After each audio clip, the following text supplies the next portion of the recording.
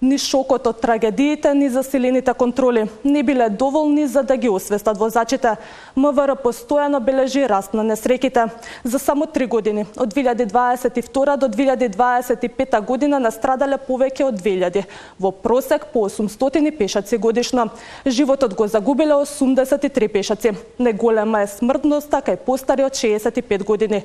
Повредените главно се малолетници. Минатата година 853 пешаци учествувале во сообраќајни несреќи.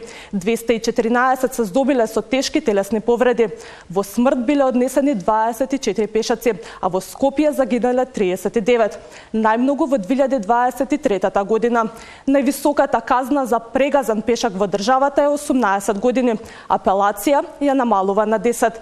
Една од најниските 2,5 години за загубениот живот на Теодора Ристовска во Тетово. Смртта на Фросина Кулакова, која беше прегазена на Партизанска, ја прели чашата. Граѓаните преку протести бараа правда. Незините родители доживотна казна. А по сето ова се отвори прашањето дали има потреба од промена на казнената политика.